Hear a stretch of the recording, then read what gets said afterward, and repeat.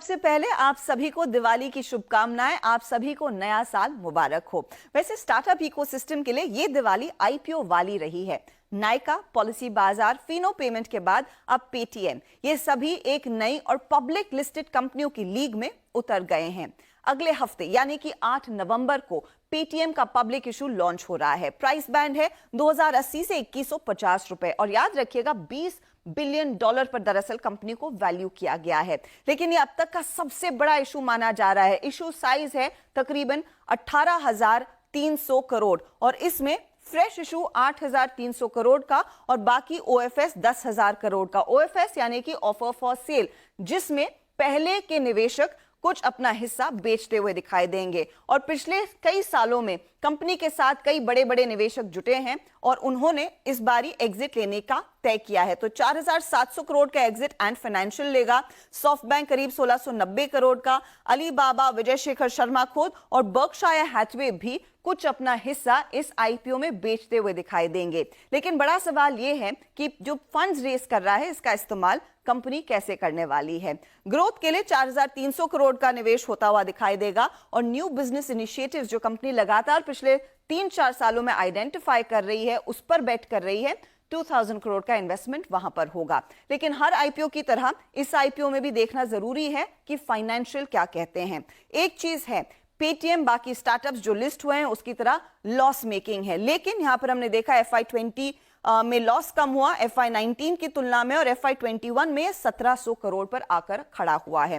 Revenue के आंकड़ों पर भी एक फटाफट नजर डाल लेते हैं, जहां पर रेवेन्यू 3,280 करोड़ से घटकर करीब करीब 2,800 करोड़ पर आया है। लेकिन रेवेन्यू ऑपरेशंस में इंप्रूवमेंट जरूर रही है क्वार्टर ऑन क्वार्टर बेसिस पर। कंपनी को हम सब जानते हैं, पहचानते हैं। पेमेंट्स में बड़ा नाम है, वॉलेट, यूपीआई सब यूज किया है। मर्चेंट्स के लिए कई सेवाएं हैं और नए बिजनेसेस में इन्होंने ब्रोकिंग, वेल्थ मैनेजमेंट, इंश्योरेंस, इस सब पर दाव लगाया है और वहां पर ग्रोथ भी हासिल कर रहे हैं। कंपनी के इस मेगा इशू पर मैंने बात की पेटीएम के फाउंडर और एमडी सीईओ विजय शेखर शर्मा और ग्रुप सीएफओ मधुर देवरा से, और इनसे सबसे पहला सवाल यही था कि फंड्स का इस्तेमाल कैसे करेंगे। विजय, आपने हमेशा कहा है गो होम और गो बिग और गो होम, तो ये वो बड़ा गोइंग बिग वाला मोमेंट है। 18,000 करोड़ का आईपीओ वाकई में बहुत बड़ा साइज है। मुझे बताइए, और वैल्यूएशन आप $20 बिलियन की लेकर आए हैं, ये जो फंड्स हैं इसका इस्तेमाल क्या होगा? आप एग्जिट के साथ फ्रेश इशू भी रेस कर रहे हैं, तो वो फ्रेश इशू में मुझे ज्यादा इंटरेस्ट है। पैसे कहां पर इस्तेमाल होंगे? देखिए, फर्स्ट ऑफ ऑल धन्यवाद हर्षदा बुलाने के लिए। ये मेरे लिए तो होम जैसा लग रहा है। बाय द वे, मैं ये बताना चाहता हूँ कि दिस इज द डे जिस दिन हम बहुत सारे और शेयर होल्डर्स को पोटेंशियल अपॉर्चुनिटी देंगे हमारी जर्नी में जुड़ने का और हमें एनर्जी देने का कि हम अपना पर्पस पूरा कर पाए। तो मेरा ये मानना है कि पेटीएम का पर्पस उसकी आईपीओ से भी बड़ा है और मेरा भगवान करे कि जब हम अपनी कंपनी की हिस्ट्री लिखें तो जो भारत की हिस्ट्री में हमारा कंट्रीब्यूशन हो वो बहुत रिस्पेक्टफुली, रिगार्डफुली देखा जाए। तो उस क्षेत्र में देखते हुए जो हमारा आईपीओ का प्राइमरी पार्ट है हर्षदा, वो प्राइमरीली एक तो हमारा इकोसिस्टम बढ़ाने के लिए है कि हम कस्टमर को और मर्चेंट को ग्रो करेंगे। ऑब्वियसली ये हमारा मोर और लेस एक कोड मोट है, मतलब कितने कस्टमर हैं, कितने मर्चेंट हैं, कितना पेमेंट हो रहा है, उसके लिए हम एक स्पेंड करेंगे। और कुछ पार्ट हमारा फिर स्ट्रेटेजिक इनिशिएटिव्स जिसमें एम&ए इंक्लूडेड हैं, जिसमें कुछ नए इनिशिएटिव इंक्लूड है उसके लिए, और बाकी कुछ एसजी&ए के लिए है। तो आप ये मानिए कि प्राइमरीली जो पैसा जो कंपनी रेज कर रही है वो कंज्यूमर, मर्चेंट और इकोसिस्टम को बढ़ाने तथा स्ट्रेटेजिक इन्वेस्टमेंट्स के। वैल्यूएशन पर मैं मधुर आपकी राय लेना चाहूंगी, क्योंकि ऑफ कोर्स अब आप प्राइवेट डोमेन से पब्लिक डोमेन में आएंगे तो ज्यादा लोग इस पर अपनी टिप्पणी देंगे, अपना ओपिनियन देंगे। और अभी तक जिन एनालिस्ट से हमने बात की है वो कह रहे हैं थोड़ा सा अग्रेसिव वैल्यूएशन है। ये वैल्यूएशन पर आपने कैसे अराइव किया? क्या फीडबैक मिला है मर्चेंट बैंकर्स से, ये बताइएगा इस प्राइसिंग को तय करने के लिए भी। Thank you Harshita. ये जो वैल्यूएशन है वो ना तो हम सेट करते हैं, ना मर्चेंट बैंकर सेट करते हैं, ना एनालिस्ट सेट करते हैं, इवेंचुअली इन्वेस्टर सेट करते हैं। तो और वो इन्वेस्टर्स क्या देखते हैं वो मैं आपको थोड़ा बता सकता हूँ कि वो देखते हैं कि पहले तो अपॉर्चुनिटी बढ़ी है कि नहीं, क्योंकि डिजिटल में थोड़ा सा डिफरेंट होता है कंपेयर टू जो ट्रेडिशनल कंपनीज होती हैं, जो फैक्ट्रीज चलाती हैं, जो प्रोडक्ट्स बनाती हैं। तो पहले वो देखते हैं कि मार्केट बहुत बड़ा है कि नहीं, राइट। एंड वो मार्केट, जो बड़ा मार्केट है, उसमें कहीं ऐसा स्पेस है जहां पे कंपनी ऑपरेट कर रही है जिसमें वो कंपनी कुछ एक नया कुछ कर सकती है, राइट। तो वो तो पेटीएम ने दिखा दिया है लास्ट 6-7-8 साल में कि चाहे पेमेंट्स हो, चाहे अभी हमने देखा होगा कि बैंकिंग है लास्ट 4 सालों में, और या फिर लास्ट 1 साल में हमने जो पार्टनर्स के साथ लेंडिंग बिजनेस चालू किया है, वो लास्ट क्वार्टर 30 लाख लोन हम लोग ने फैसिलिटेट किए। तो वो देखते हैं कि ऐसी अपॉर्चुनिटीज है जिसमें वो कंपनी कुछ अच्छा कर सकती है, एंड उसके बाद देखते हैं कि उसमें कितना ग्रोथ आ रहा है। तो हमने जून के क्वार्टर रिजल्ट्स दिए थे, उसमें 60% growth year on year. So June quarter 2021 quarter versus June 2020 quarter में हमने 60+ % रेवेन्यू ग्रोथ किया। एंड फाइनली कि ऐसा लग रहा है कि नहीं, कि कंपनी इवेंचुअली प्रॉफिट कर सकती है। तो हमने वो उसमें दिखाया है, एक कॉन्सेप्ट है कंट्रीब्यूशन प्रॉफिट, जिसमें बेसिकली सब कॉस्ट आ जाते हैं except for technology cost, people cost and सब मार्केटिंग कॉस्ट। तो वो हमारा जो नंबर है वो लास्ट क्वार्टर में 240 करोड़ हो गया, positive 240 crore, which is 27% of our revenue, right.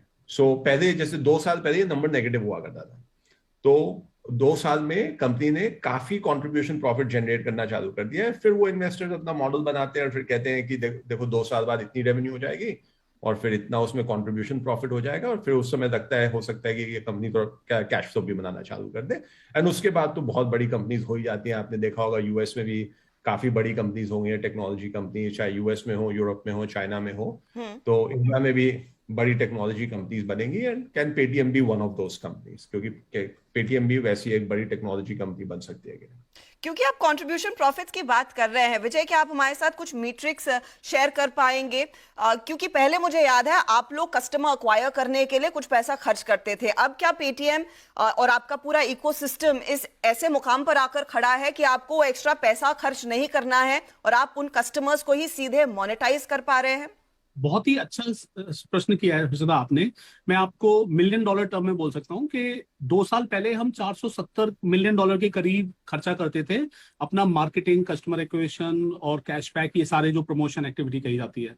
और पिछले फाइनेंशियल ईयर में ये खर्चा कम होकर $70 मिलियन पे आ गया हर्षदा। और सबसे बढ़िया बात क्या है कि हमारे हाईएस्ट एवर कस्टमर बेस है, हाईएस्ट एवर मर्चेंट बेस है। तो हमें incremental cost of customer acquisition जिसे कहते हैं, कि एक नया ग्राहक लाने के लिए, एक नया मर्चेंट लाने के लिए क्या हमारे पास पैसे ज्यादा लग रहे हैं या कम लग रहे हैं? आंसर है कम लग रहे हैं। नंबर 2, हमारा जो अगला वाला ग्राहक आ रहा है, क्या हम उससे ज्यादा पैसे बना पा रहे हैं या कम पैसे बना पा रहे हैं? आंसर है कि हमारी मोनेटाइजेशन कैपेबिलिटी बढ़ गई है। ये हमें कॉन्फिडेंस देता है कि हमें अपने बिजनेस में अब नंबर ऑफ कस्टमर्स और नंबर ऑफ मर्चेंट इंक्रीज करने के लिए बहुत ज्यादा पैसा खर्च करने की जरूरत नहीं है। साथ में ही उनकी मोनेटाइजेशन की opportunity more and more mature हो गई हैं। फाइनेंशियल सर्विसेज जैसे क्रेडिट, जैसे इंश्योरेंस और जैसे बैंक अकाउंट जैसी सुविधाएं अब एक तरह से मैच्योरली उनको हम ऑफर करवा पा रहे हैं, जिससे हमें एक्स्ट्रा रेवेन्यू मिल रहा है। तो कॉस्ट कम हो गई है, कंट्रीब्यूशन मार्जिन बढ़ गया है, परसेंटेज में और एब्सोल्यूट वैल्यू दोनों में। तो क्योंकि मधुर ने एक चीज मेंशन की कि प्रॉफिटेबिलिटी, स्पेशली कंट्रीब्यूशन प्रॉफिट बढ़ा है, तो आगे चलकर प्रॉफिट्स आएंगे, लेकिन आपका डीआरएच भी मेंशन करता है कि नियर टर्म में आप लॉसेस बनाएंगे। एक रिटेल निवेशक जो आपके बिजनेस में पैसे लगाने वाला है, उसको थोड़ी सी क्लैरिटी चाहिए होगी विजय, कि प्रॉफिटेबिलिटी को लेकर विजिबिलिटी क्या है, कब तक वो मुनाफा आप as a company as a whole बनाएंगे? आई एम श्योर हर कस्टमर पर आप कुछ मुनाफा बना रहे हैं, बट एज अ कंपनी वो प्रॉफिट कब आएगा? तो हर्षदा, एक बात यह है कि डीआरएचपी में हमें कोई भी रिस्क फैक्टर एम्पलीफाई करके क्लियरली डिसाइड करते हुए लिखना चाहिए, जो कि हमने पूरी तरह से किया है। और ऐसी कोई फॉरवर्ड लुकिंग स्टेटमेंट कि हम इतने दिन में प्रॉफिटेबल हो जाएंगे, हम नहीं देना चाहते। क्यों नहीं देना चाहते? क्योंकि क्या पता फ्यूचर में क्या एग्जिस्ट करता है। लेकिन हम इस बात के लिए मोर एंड मोर श्योर हैं, अगर आप हमारा पैटर्न देखेंगे, कि हम कस्टमर एक्विजिशन हमारा बेटर होता जा रहा है, हमारा मोनेटाइजेशन बेटर होता जा रहा है, हमारा कंट्रीब्यूशन मार्जिन बेटर होता जा रहा है। तो हम ये नंबर जो हमारा पास्ट का परफॉर्मेंस है उसके बेसिस पे कह सकते हैं कि हम एक बेटर कंपनी है then last year, and much better company है देन पिछले 2 साल के बाद, एंड मच सुपीरियर कंपनी होंगे अगले 1 साल और 2 साल में। तो ये मैं ये बोल सकता हूँ। मधुर, आप कुछ अगर ऐड करना चाहें तो वो बोल सकते हैं। सो वही है कि कंट्रीब्यूशन प्रॉफिट पहले आएगा। कंट्रीब्यूशन प्रॉफिट जब बड़ा होगा तो वो प्रॉफिट तो बाकी सारे कॉस्ट उसमें अब्सॉर्ब हो जाएंगे।